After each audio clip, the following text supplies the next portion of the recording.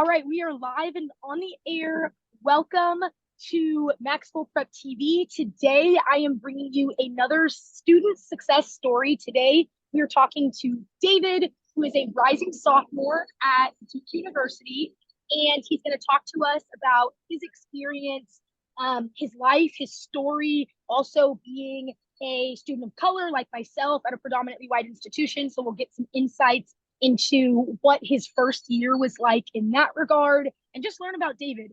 And so on that note, I am going to toss the floor over to him. David, if you could introduce yourself, where you're from, what are you studying, just some relevant information about your family background, and 3 adjectives you feel like really describe your essence. And then if you want to elaborate on them a little bit, that'd be cool too.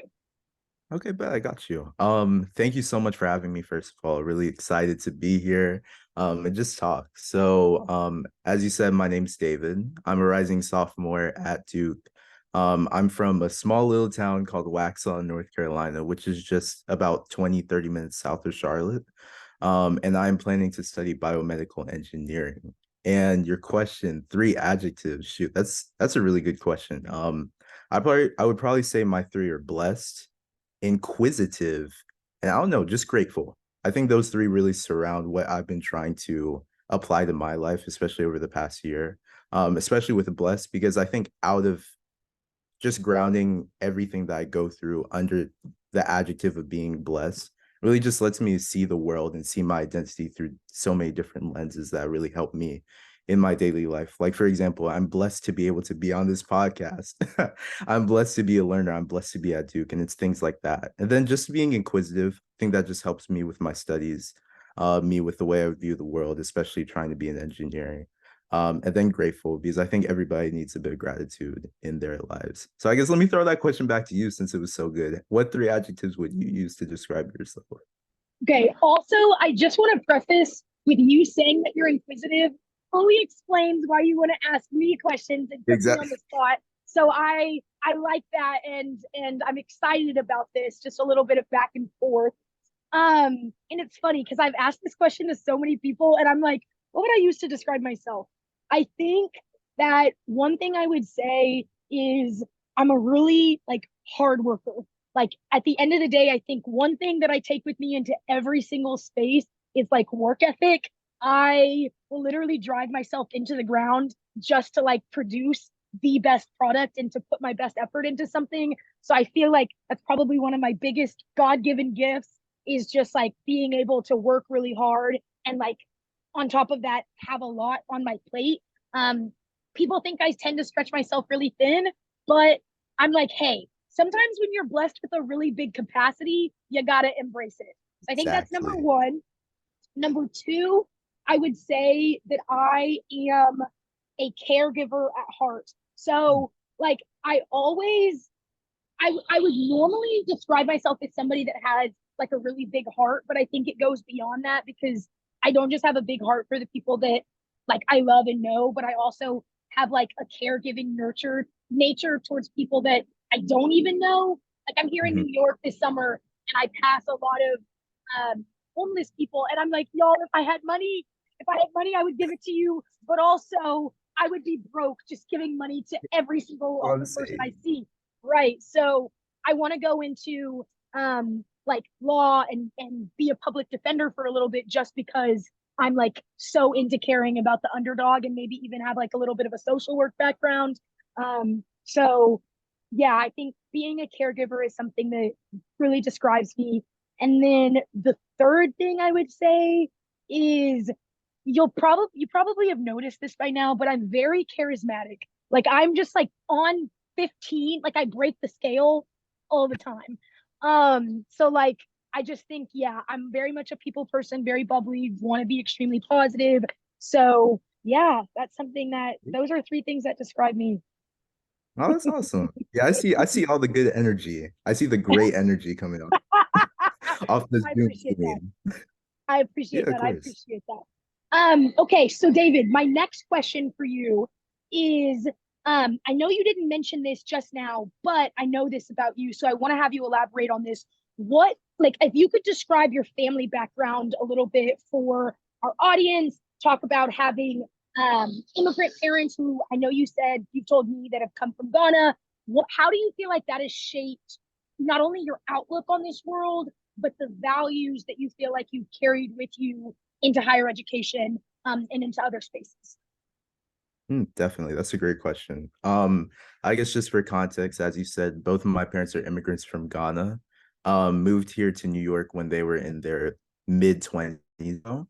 And basically I have two other siblings. All of us grew up in the States. But one thing that's really remained with each of us in our college careers, professional careers, whatnot, is just wanting to really honor their legacy and honor their values that they've imparted upon us from a young childhood.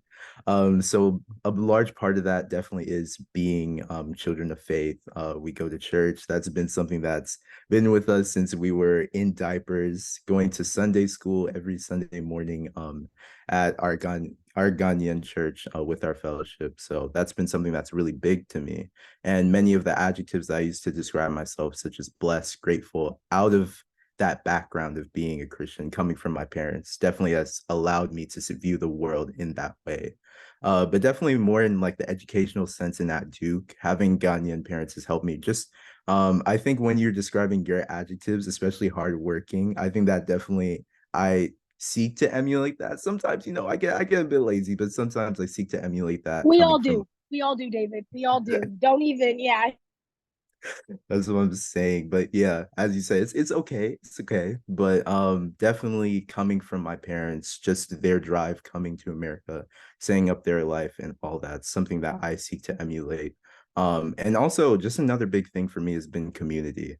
I think that's something that we all seek out, especially in a college setting, especially when we're all trying to, live in a new space, meet new people, learn more about ourselves. Definitely having that community grounded within us helps so much. So definitely, what's especially crazy is that at my church, I go to a Ghanaian church back at home, back here in Charlotte, and a couple of the members of my church are actually attending Duke too. So sometimes when we pass each other on like the road, it's crazy because we're like, "Hey, what's up?" Because we remember seeing each other in church, and it's especially funny because the way I learned one of them was going to church or going to Duke was I was at a grad party, a friend's grad party, and then he texted me. He was like, "Oh, I think your mom's at my house." Well, we met on a Duke patio, like a welcome to Duke group chat. And then he was like, "I think your mom's at my house picking up some Ghanaian food." And I was like, "Wait, what is going on?"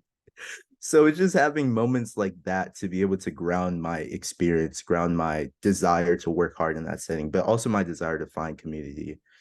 Excuse me, that's been really helpful from my background. So yeah, sorry that was a bit long-winded, but definitely just the sense of community has been a really big part for me.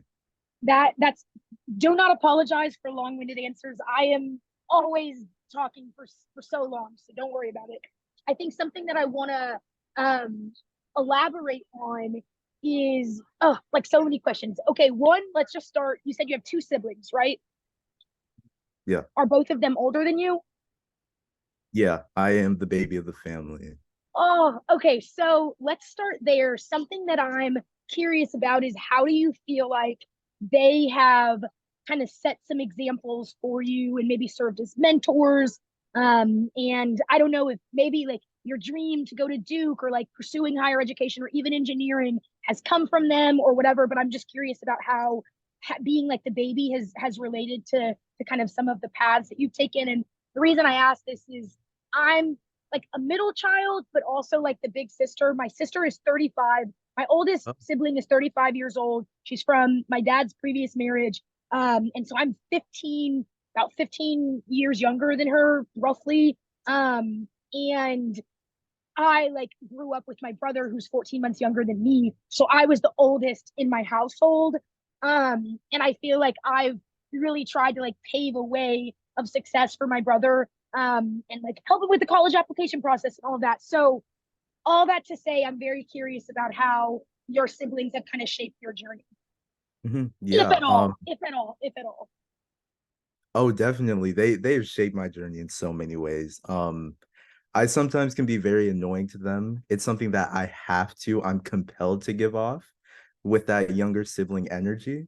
But definitely I would not be where I'm at without my siblings, without their support, their kindness, just seeing their process and their experiences play out. I definitely would not be where I am.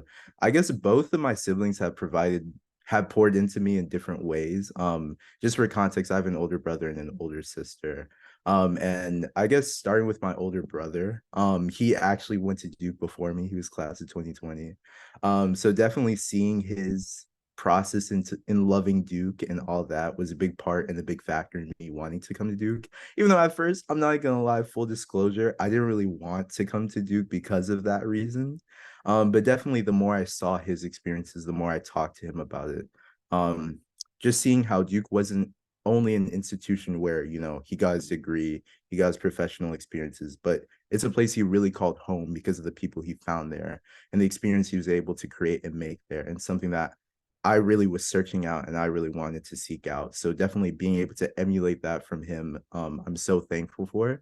And then definitely for my sister, even though she went to a different university for undergrad, she's in med school now, and I'm on the pre-med track. So seeing that just drive to enter med school, seeing her pre-med process, even though she's about, I think, 7 years older than me. So, at my point when I was seeing her undergrad experience, I was like, I don't care about this.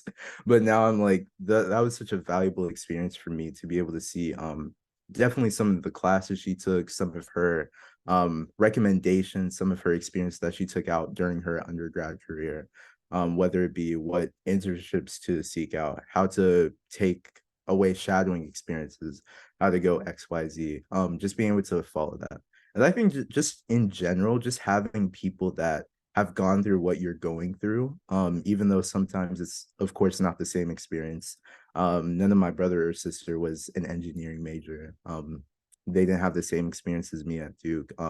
The COVID world is definitely a different fuzzy world that they didn't really have to work through in the same way.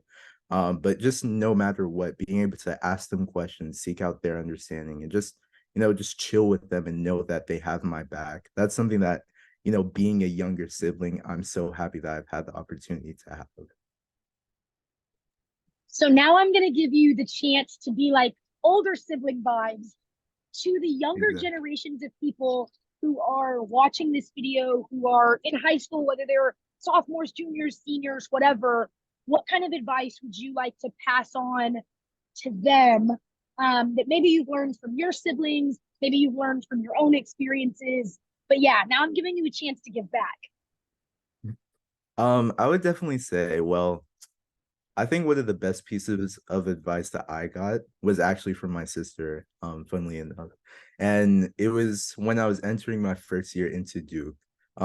She always would tell me, especially like right after I graduated high school, she'd be like, David, the number one rule that you must do or that you must take away from your college experience is to have fun. Like, definitely have safe fun, kids. Like, just have fun in that, just take advantage of these opportunities. Like she would always tell me that these 4 years are years that, you can really explore who you are, make new friends, find your community. You're in a space that really propagates those experiences and has it right at your doorstep, that you can do what you want to do. And you don't really have to worry about working that 9 to 5 and having to worry about, like, how am I gonna do my, I don't even know, taxes, housing, all those adult things that come later down the line. It's just a time for you to experience yourself, gain your education, just learn more about what you enjoy. So definitely I would impart that onto whoever is watching this, to just have fun. Take the time to explore new people. Take the time to talk to your teachers and your professors.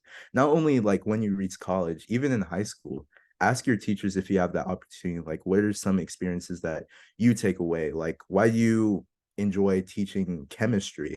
Like, oh, how can I use that in whatever I'm interested in pursuing? Just be willing to ask questions and explore more about yourself, because definitely the transition from high school to college, it can be something that's hard for people to work through, especially when you're away from home, you're in a space that you have to, make new friends, get connections, stuff like that.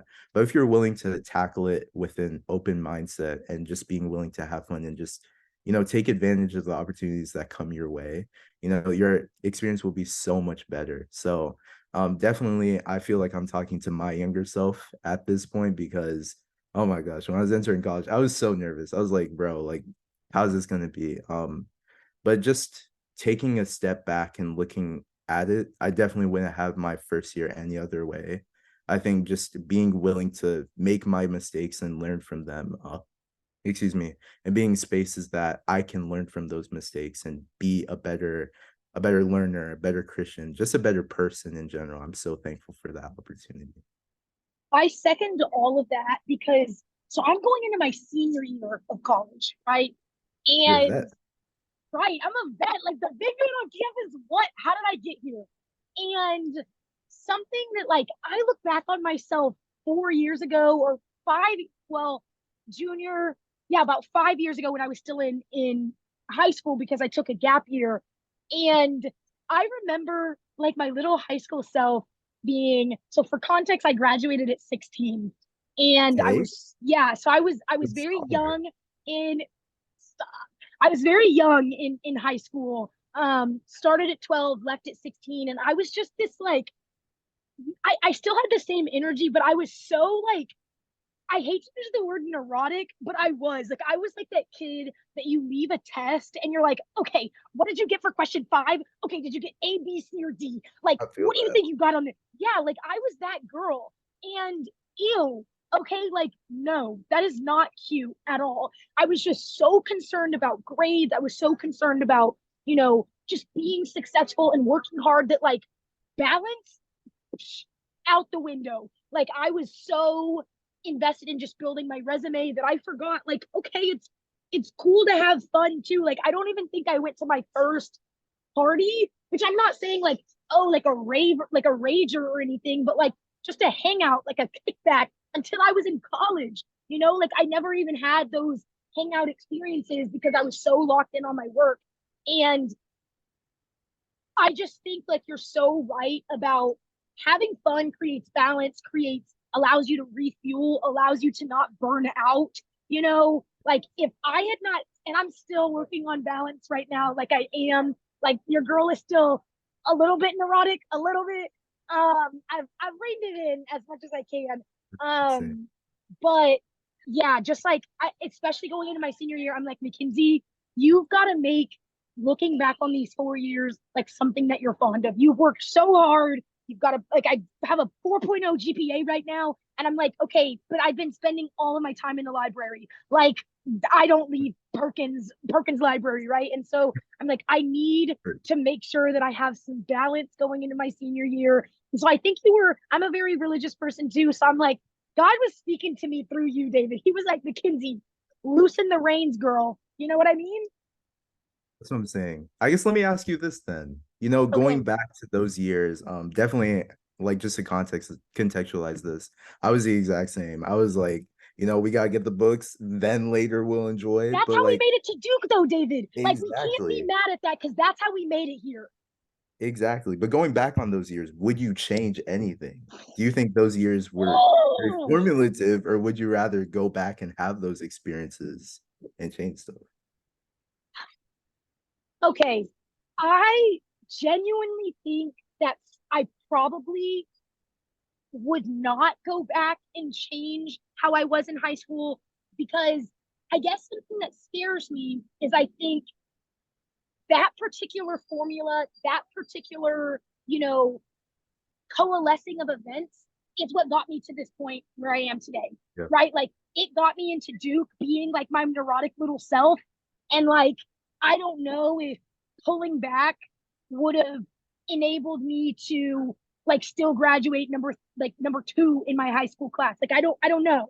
Right. And Yeah. so I also think that being that way has shaped my mindset today of like, okay, you've learned because you were that way. You've seen what it's like to almost burn out. Like, how would I really know that I want to be different if I didn't have something to go off of and be like, okay, younger self, like, hey, you're grinding, you're doing your thing, but also like this is not sustainable. I think it was Yeah. fine for those 4 years, David, but we got a long life ahead of us, my friend.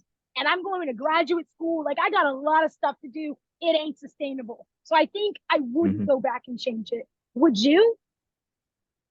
That's a good question. And also, It's I your think this question. It's your episode, question.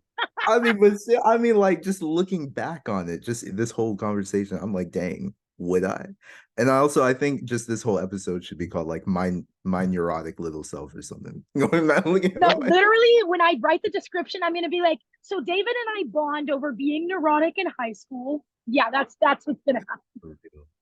but yeah, going back, I think I gotta agree with you. I think definitely I wouldn't change it for the world. Those experiences, as you said, I just wouldn't be who I am today without them.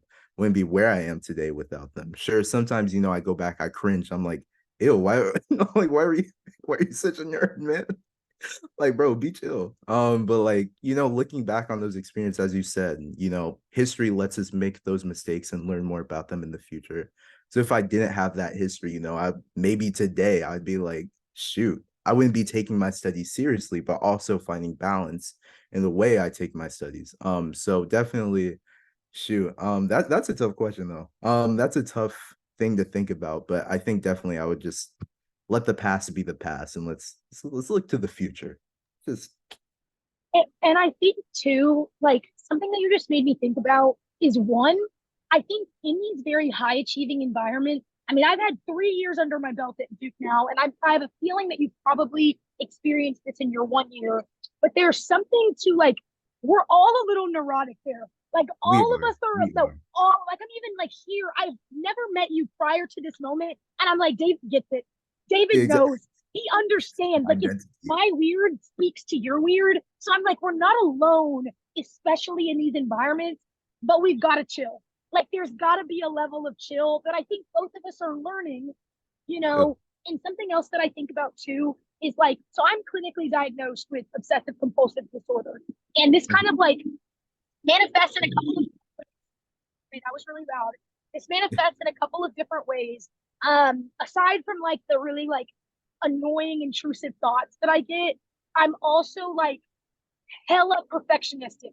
Like I am like, I will Mm, go and read a paper like 10 times before I submit it just because I'm like, okay, like, is this good enough? Like I'm going for the 100 all the time. I'm going for that A+ all the time over just good. like the A or the A- or whatever. And I think like part of me, while I'm like, oh, like that side of me is so cringe, like, oh, like take a break, Mackenzie. Part of me is also grateful for that little neurotic Yeah. OCD kind of self, you know, because like it's a part of me. It's part of what has enabled me to be successful, you know. So I think we've got to embrace and cherish that little neurotic self sometimes. Exactly. Exactly. I think sometimes we see it as a subtraction, like we need to subtract that, but I think we just need to add on top of it. Like it's okay to be, it's okay to make sure you're a perfectionist. It's okay that you want to get those good grades. Please, please, we should not be we should not be striving for less than success. But like, just like on top of that, read a book, sip some tea, watch a movie. Enjoy time for exactly. Look at that. Enjoy the air. Enjoy that beautiful New York City air. You know what I'm saying? You get me. You get me. Um, okay, so on this note, how have you had fun, David? How has freshman year, how have you embraced that advice that your sister gave you? Now I need specifics. And maybe connect this to like you finding community because I know you kind of brought those two things up together. And I'm curious if you found like a Christian community in Durham that you've like really vibed with, whether that's on campus or off campus. But yeah, that's like my 3-part question. Dang, bro, the trifecta. All these parts are making me think of so many different things. I guess there there are a couple main ways. I'll say a couple so I don't specify. But there are a couple main ways that I've tried to have fun. Just I think the number one way, and I think this word in high school can be like, you know, very inducing of anger and frustration and fear, but like extracurriculars. Like I think in high school we see that as a means to an end. But I think in college it's just like, it's something that you literally do on top of your academic life. So definitely a couple of things that I've been trying to do is this past year I started working at the wellness center. So I'm an intern at the Duke Student Wellness Center, and it's just been fun to be able to see different ways that students practice wellness and just different ways that Duke tries to propagate and just alleviate students' academic stress, which is definitely tough because classes here are tough. They're very hard and they take up a lot of our time. but just seeing different ways that students have managed to not only alleviate stress, not only find things to help them calm down, but just find their community through different activities, whether it be like the community club, which students founded, Being Together, which is a coffee drinking club where students just bond together over their love for different types of coffee.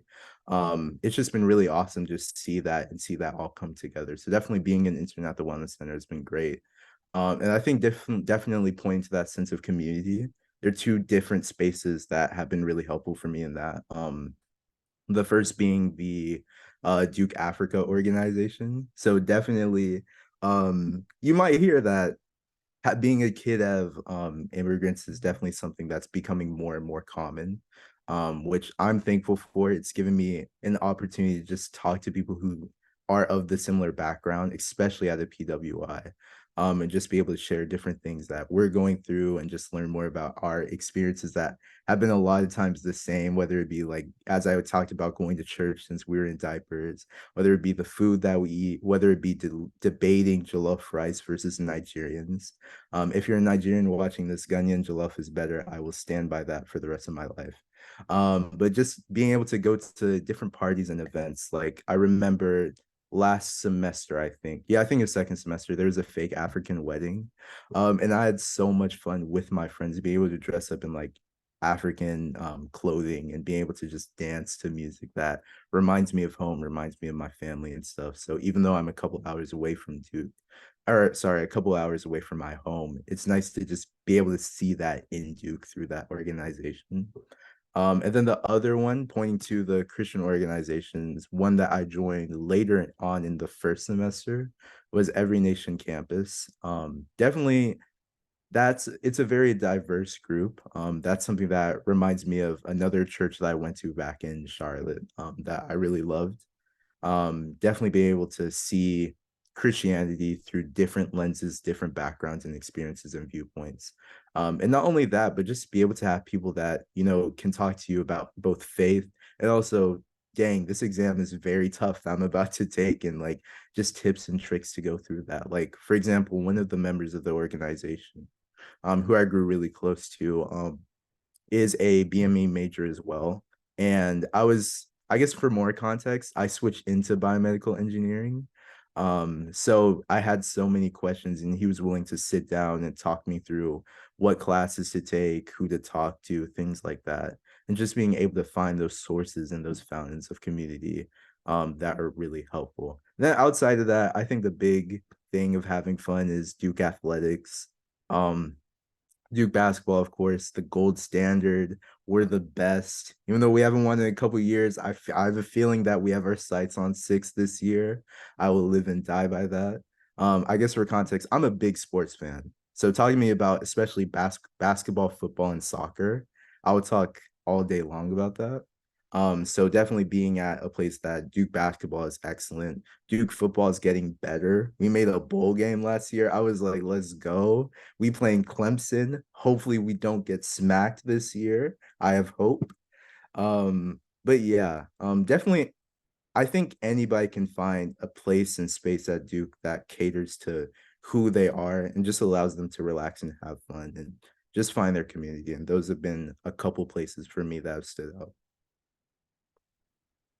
So I will say one, I'm not like as into Duke athletics as you are, but that's okay. Like I'm never gonna tent for people that are listening.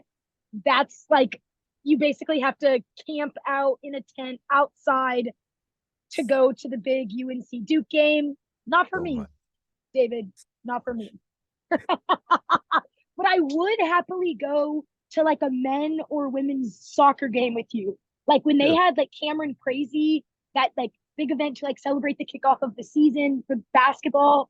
I was over there watching the Duke men's soccer team play because I was like, I played soccer all throughout high school, oh, that's and awesome. Yeah. I was like, I miss it. And so to be able to, like, I was having a dream about it last night. I don't even know why. Maybe my body's saying it this time, but I would totally go do that with you. But football and basketball, That's probably fair. not for me.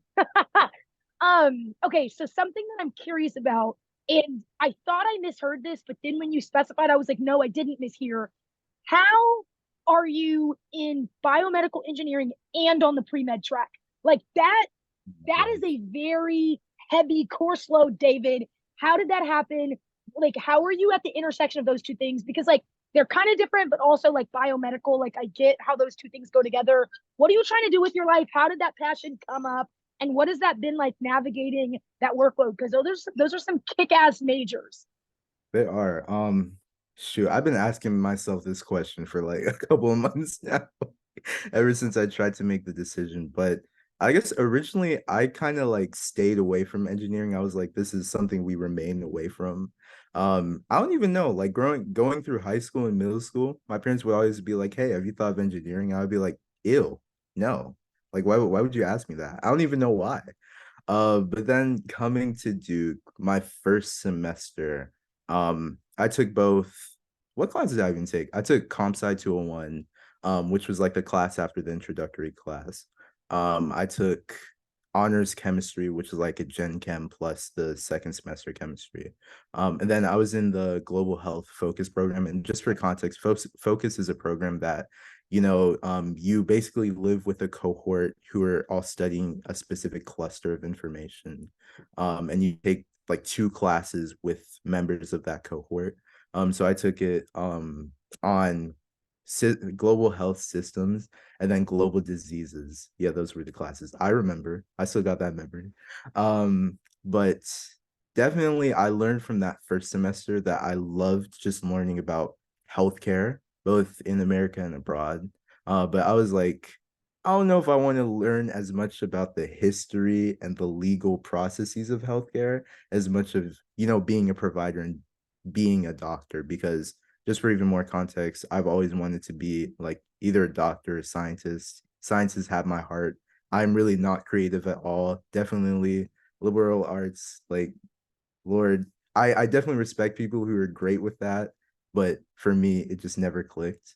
So definitely, I originally entered wanting to be physics or chemistry major, and then sick pre-health or pre-med track.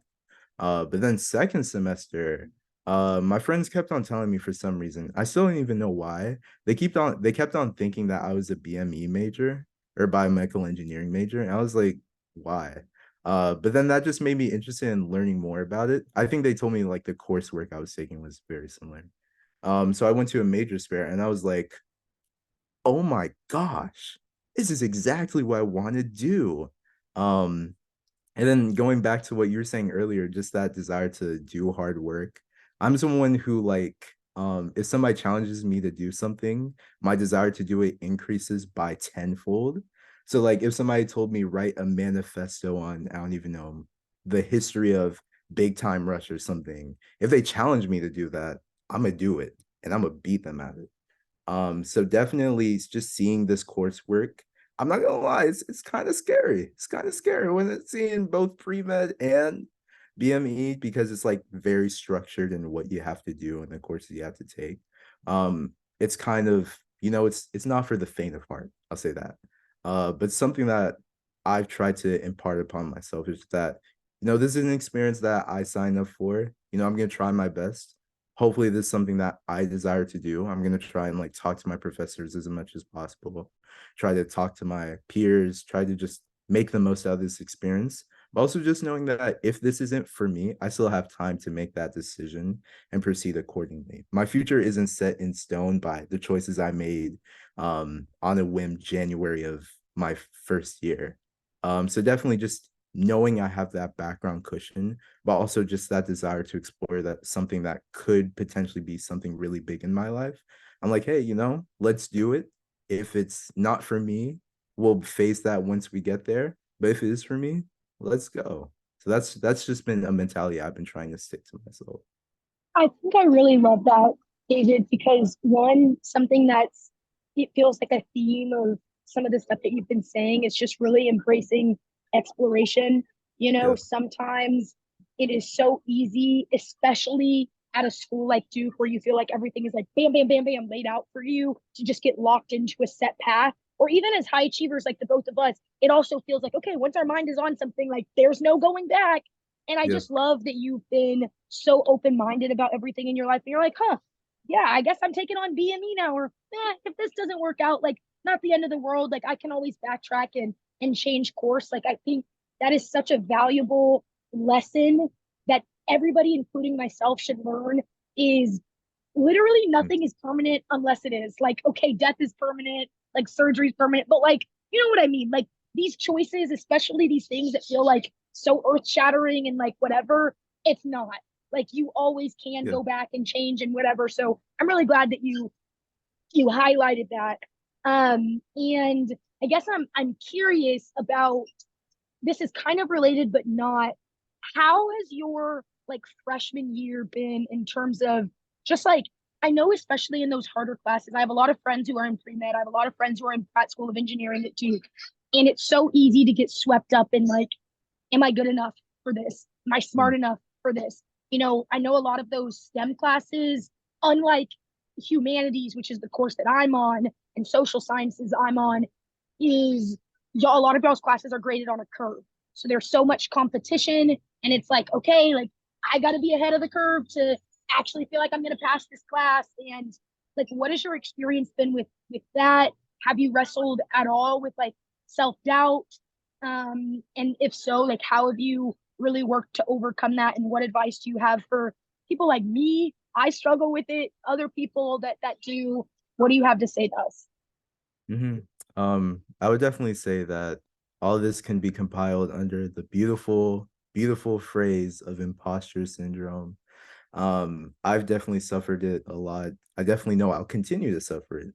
And I think the important thing is just remembering that, it won't ever go away. I remember I went to like an alumni event, where I think they were offering like dinner and then you could speak to certain alumni and ask them questions. I'm not even gonna lie, I kind of went for the free food. But ultimately, it was a great event where I got the opportunity to ask very, very deep questions and that I felt so rewarded for. That I felt was so rewarding, excuse me. But one thing that I asked them actually was this exact question: how do I deal with that imposter syndrome of like maybe feeling like I don't belong, or all these students are getting these internships, these volunteer experiences, these especially in the pre-med climate, they're shadowing these doctors, all this stuff. How do I feel like I'm not falling behind? And one of them, that really spoke to me. I was like, dang, you're preaching to my heart right now. She was like, it won't go away. And I think something that we try to all do is saying like, oh, I can overcome this imposter syndrome. There will be a time where, I'm at the top, and I'm not worrying about, what other people think. And I think even people at the top, or at the quote unquote top, feel that same way. It's not that easy to get rid of. And I think the thing that really helps with that is just being, I guess, mindful of where you're at and being okay to experience failure. I think one thing that we all need work at, me especially, is just being willing to experience failure. I think people see failure as like the end all be all, as one of those permanent things next to death and surgery. Those two specifically. I'm sorry, I loved when you said death and surgery. I was like, that is very specific. Sorry, But David. I Maybe think I'm talking. I have trauma in my life. JK, JK. Those are the only things I could think of at that moment. no, I got you. I got you. I just love that so much. But I think people see failure as like this is the end all be all. But I think like the mindset that we should all strive to adopt is like, okay, I didn't do as well as I hoped on this exam. I think one thing that I used to do and a lot of people do, I still sometimes do, is like, dang, that sucks. Let me go attack my character and who I am now. Let me see this, arbitrary grade on an exam as an attack on who I am, on my abilities, on my skills. And sure, maybe if you didn't do the best job at prioritizing your time and studying, maybe you need to reinvent the way that you look at your studying process and things like that. Maybe that's not really an attack on who you are, but a point of self-reflection. But I think something that I've been trying to do, especially over the course of my second semester when I started taking Orgo, um, or well, organic chemistry for people who don't know what Orgo is instead of asking that question like, oh, what's wrong with me? Just being like, what can I do now to do better?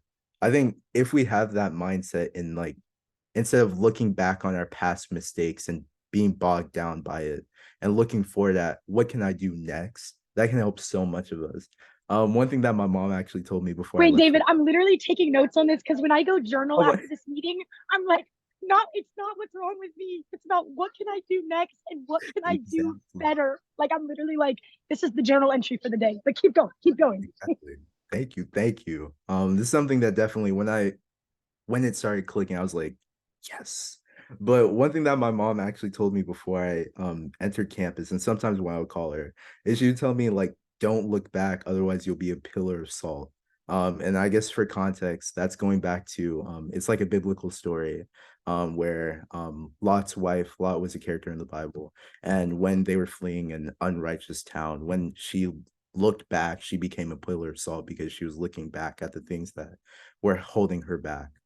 So my mom would always tell me that don't look back, otherwise you'll become a pillar of salt. And I started adopting that and making that something that I wanted to hold on to. Like, okay, I didn't do well on this test. Instead of being mad and being frustrated at myself, let me question myself and say, hey, what did I do wrong? Let me go to my professor and ask him, hey, what can I do better? Because even if you don't necessarily take the gigantic leap that you want to see the next exam, one thing that your professors will see is that you care, is that you're trying to do something better instead of just being frustrated at what's going on and being overwhelmed by what's going on. Because one thing that I've learned, especially over my first year, is that professors, well, a lot of professors really do care.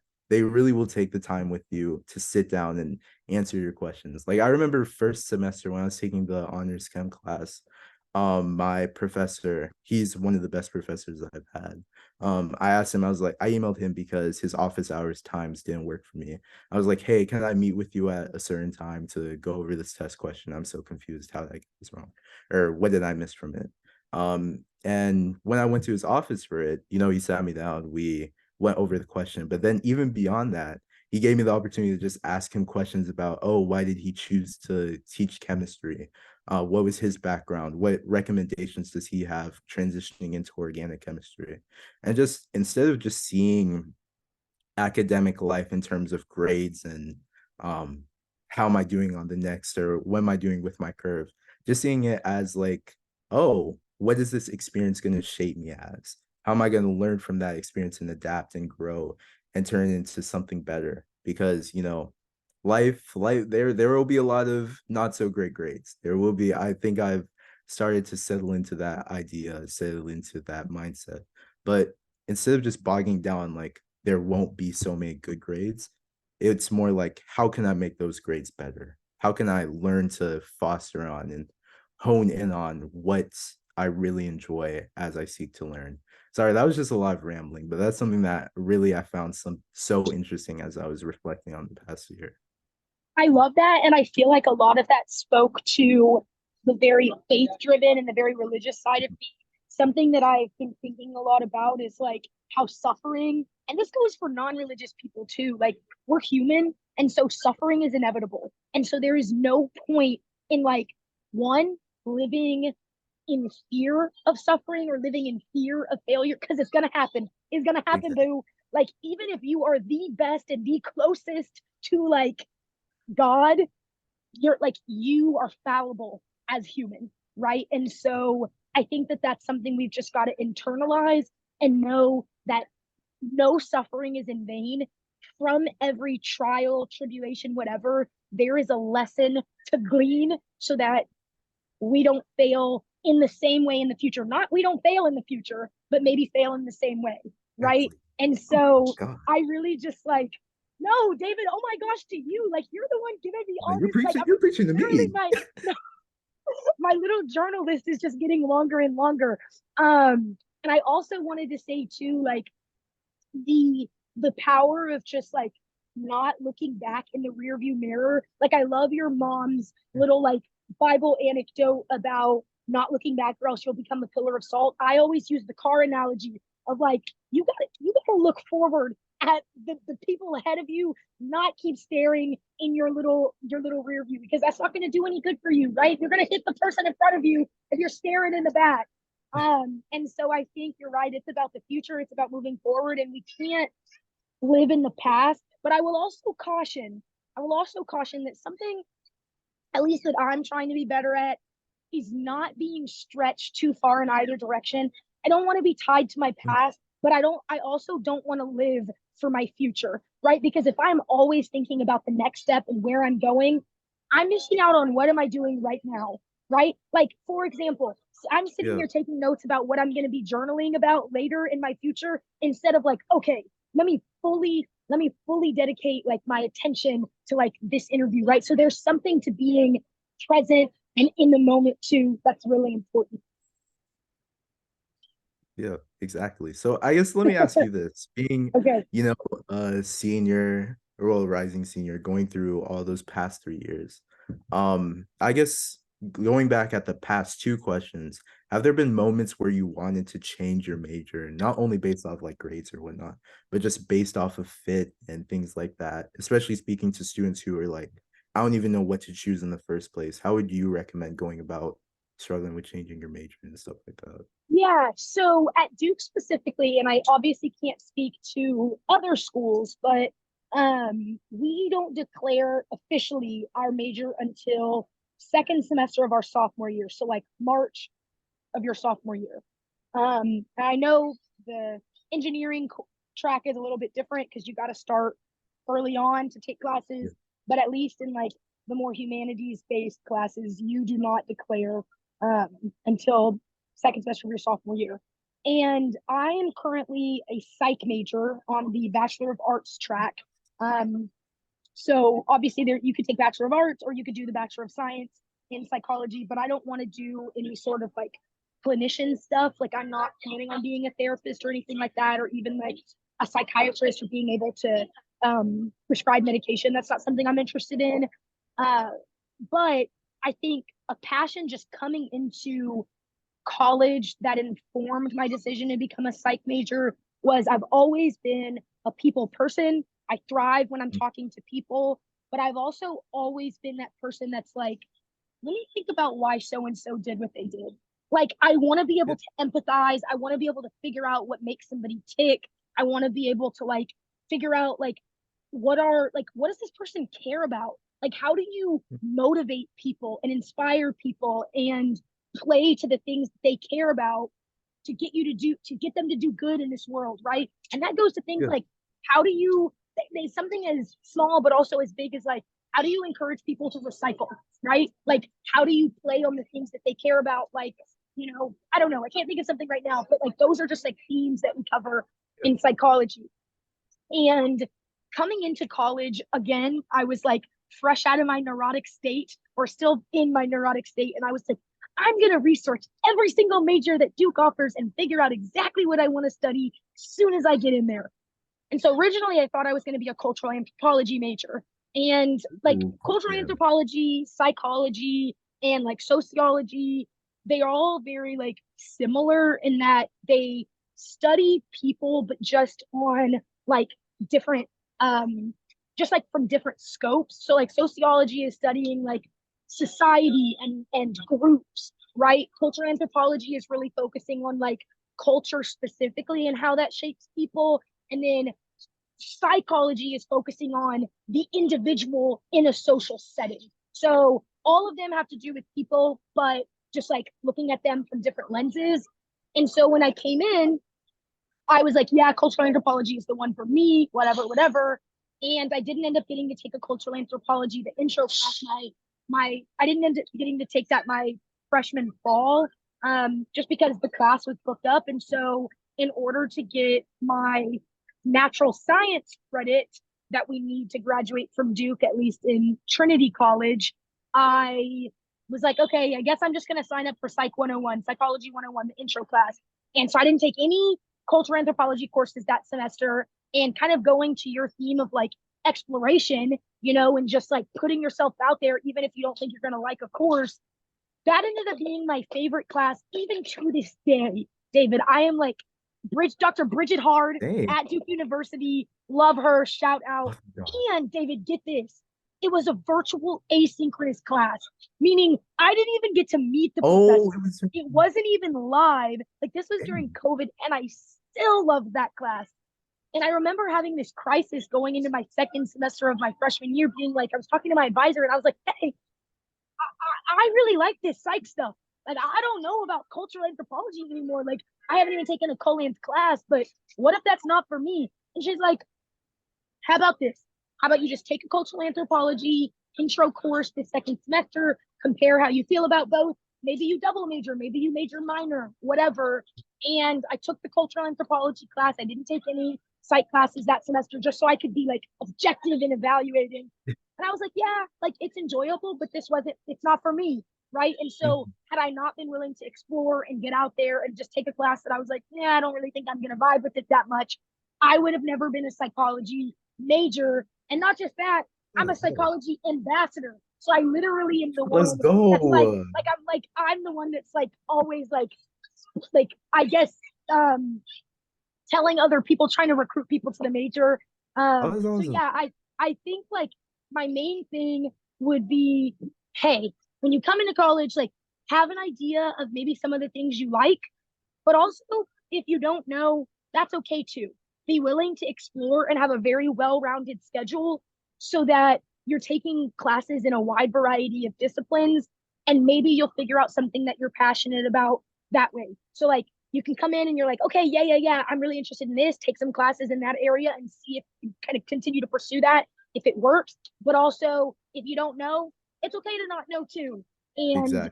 being willing to explore and being willing to have grace with yourself when you do pivot. Mm. Because when I stopped having like wanting to major in cultural anthropology, I was really mad because I was like, that was the plan.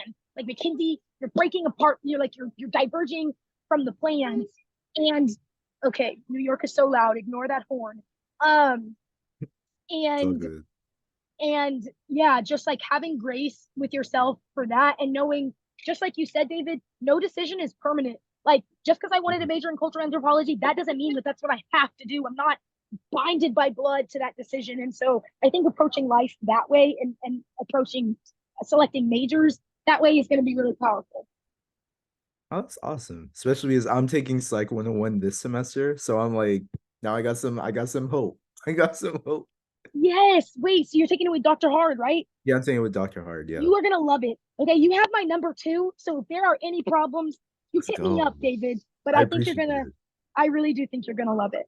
Um, yeah, I'm excited for you. I'm excited for Thank you. you.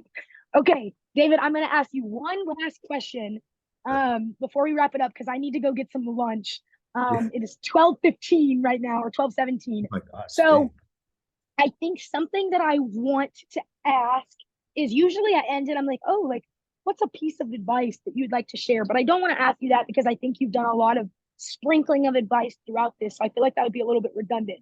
So something I'm going to ask you is what is something that you're proud of, David? Like you just finished your freshman year, and that's a huge accomplishment.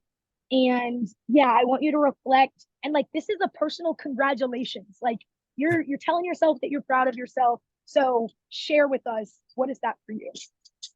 Oh my gosh, dang. Kind of feel like a bit selfish. Like thinking about something I'm not gonna lie, but shoot, something I'm proud of. I guess I'll give first broad, just completing my first year in general. I think a lot of students, a lot of prospective students just don't have the opportunity to be able to make through their first year for whatever reason. And there's so many different trials and complications that might come up across the way, or different tribulations that we might have to get through. And like at points it was really tough. It was really tough transitioning from high school to college, especially going from Trinity into Pratt, finding out what's for me and just discovering that. But just in general, just being able to complete that first year and just have a great time doing it. And with the hope that, especially through this, other students can know that, there's hope and there's great opportunities and experiences waiting for them. So definitely completing the first year is just an accomplishment in its own. And I guess to be more specific, I guess this past semester, especially and this past year in general, one thing that I've been very bad at historically is like not necessarily like public speaking, but I'm more of on like the introverted section of the aisle in that I'm not too much of a people person. Like you have to get me out of my shell in order to be able to connect with people that especially I don't know a lot. I'm not really close to. So this past semester, especially, just being willing to just have conversations with people. I'm still introverted. Well, I mean, I'm more of like in between. I'm like a mix of my brother and sister in between that spectrum. But just being willing to have conversations with people, whether it be my professors about things I'm interested in. Like for my global diseases class, our final project was to not discover, but to learn more about and present on a disease that's affecting a particular population. And just the conversations that I was able to have through that project. And for context, I presented on COVID-19 affecting African American individuals in the United States, and also stress in regards to that. Just being able to talk to my professor about that project, which probably was one of my favorite classes, I think, through my first year. I love that class so much. But even beyond that, just talking to my friends about like how their days are going, just sitting down and having real conversations with them rather than just a normal like, hey, what's up? I'm good. How are you? I'm good. Okay, have a great rest of your day. Just really sitting down and getting to know people. That's something that I've definitely grown in since my first year or since high school. Especially what's crazy with that is I'm gonna be an orientation leader this upcoming year. So like we're gonna really test that out for Project Wait, Wellness. So tell us what an orientation leader is. that's a good point. An orientation leader, well, I guess for context, Duke has this thing called experiential orientation, which there are, I think, 18 different projects that students get to like rank in. Well, it's kind of chosen for them, but from their rankings. And it's basically a week before classes start, students are in their groups of about 100 students per project, where they just learn more about campus, do fun activities that correspond with their orientation group, and just get to know each other before entering that college routine and entering academics and classes. So I chose, well, I applied to be an orientation leader for Project Wellness, especially because I worked at the wellness center my first year. So basically, we're gonna do things like different wellness activities, being affiliated, and learn more about the wellness center, doing things like yoga, doing things like drumming, so many different things. So I'm really pumped for it. Definitely get to test my people skills, but I'm really pumped and I'm excited for how it be. So definitely just overall, just being willing to just pop my bubble a bit and just talk to people, go out there and explore, because I think that's been a common theme that we've been talking I think that I just want to commend you for the fact that, like, David, I would have not known unless you had said that you're an introvert. Like, I'm like, about. Oh, for David real? is like, for real. Like, David, I'm we've an just been introvert. vibing. No, like, for real. Like, I'm I like, he's appreciate been that. so open. He's been so fun. Like, he's been asking me questions. Like, David, I don't know what you were like in high school, but if this is something that you've said that you've been working on, I am proud of you. Like, I'm like, shoot, you are going You. to kill orientation. Those I freshmen, those appreciate that. incoming freshmen are going to love you. And yeah, I'm just like, I'm really proud of you. And like, I really wouldn't have known. So it's been so enjoyable for me to talk to you. And like, you Thank you keep so much. embracing like being out of your comfort zone. Okay. Of course. And we can't end without you singing your praises too. We Okay. cannot. I will Wait. not let that happen. Okay. But I also, I'm like, we can't end yet because something I promised people. Wait, I'm getting a low battery signal. Okay. We got 7%, David. So we We gotta got this. crank this out. We've got to, because if this dies on me, oh, I'm gonna be Oh pissed. my gosh. So this is what we've got to do. I promised at the beginning of this interview that you would talk a little bit about your experience, maybe like as a person of color, but also coming from immigrant, like an immigrant parents. What has that been like being at a predominantly white institution like Duke? Like, I want you to comment on that quickly because I feel like I'm going against my word for saying, hey, we're going to talk about this, and we just got all off the mark. So give me that, and then I'll think about what I'm proud of so that I honor your question. Okay, bud. Go. Okay, bet. I'll speed run this. I definitely think that being at PWI has definitely emphasized my importance and the importance of just finding your community on campus. And one thing that I think a lot of students have strived to do is create different organizations and places and spaces where students are able to feel comfortable about where they're at, who they're around, how they're feeling, and people that have the same background as them. Attending a PWI, I've been in kind of that situation, or somewhat of situations like that for a bit. growing up in like a predominantly white, to just learn more about the people around you. Sure, being at PWI sometimes is tough, especially being a minority student. But definitely, if you find your communities, if you find people that you can relate to, it can make that experience so much better. And the great thing too is that there's so many different African American or just in general minority faculty that are more than willing to make your experiences just great for you. Whether if you need somebody to talk to, if you need somebody to make you feel at home, there's so many different organizations, places, and spaces to make that happen. So definitely, it's just a great overall experience. Sure, sometimes I wish that there's a greater sense of community that I could find, but definitely more than happy to where I've been and how I've been able.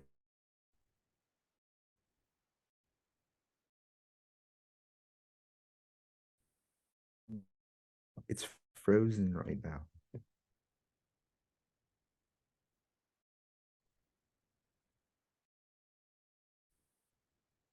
Mackenzie. Okay, okay, now you're okay, but you're muted. I think I don't know if you're. Is that just Oh, me? yeah, I was muted. Okay, I just moved inside because we got the 5% battery Yeah. notification. Now, the end of what you said cut out, and you like, can you just repeat like that last portion? I think you said talking to teachers, um, finding community. I'm trying to remember. There was like a piece, and then it just like Oh yeah. cut out. So like the last like sentence or two that you mentioned, if you can remember, just Yeah. repeat that for us. I got you. I think in general, I was just talking about how especially at Duke, there are a lot of different Black faculty, or just in general minority faculty, teachers, professors, just people who are willing to talk to you. If you ever need to feel comfortable, feel at home, there's so many people who want to accommodate that for you. So definitely, in my experience, at first it definitely was a bit tough, but being able to find my pockets of community on campus, I think that's what's really kept me going throughout my first year and hopefully into the rest of my years. Thank you for repeating that, David. You know, this is just sometimes Zoom be technically difficult. And I was like, For we had real. good Wi-Fi for all of this. And I was like, if I lose him with no battery, this is not going to be great. Okay. Thank you for sharing that. And I guess I'll close this out with something I'm proud of, I guess. Um, I would say that something I'm proud of is just my ability, and I think this is something that you'll really appreciate, is like kind of a theme of going to college for me has been me trying to figure out ways to care about myself and ways to pursue self-care and self-love. Like journaling, for example, like those are just ways that I can internalize some really healthy mantras that like when I'm low, I can just like have a pick me up or just like remember what's gotten somebody else through a tough time. I Yeah. think also like doing things for me outside of like the grind and outside of work. Like I've really been trying to go and like exercise and take like an hour walk a day because that helps me, clear my head or watch a movie or read a book like for the last hour at night. Like I don't want to go to bed falling asleep doing my homework. Like that's what I did in high school. And that's not cute, everybody. It's not cute. And so like really just I have been trying to be more intentional about caring about myself.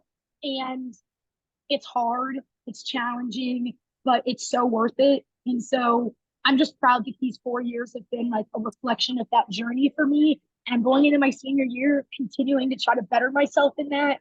But yeah, I think that's what I'm proud of.